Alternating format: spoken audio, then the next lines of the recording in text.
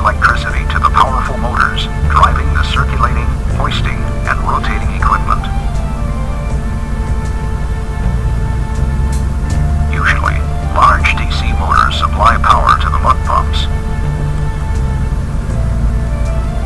The drawworks, and the rotary table or top drive.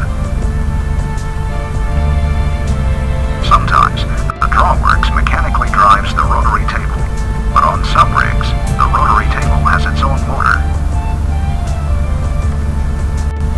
The driller can control the speed of a DC motor very accurately, which is why rig owners use DC instead of AC motors. With accurate speed control, the driller can accurately set the speed the drawworks lifts. The mud pump operates,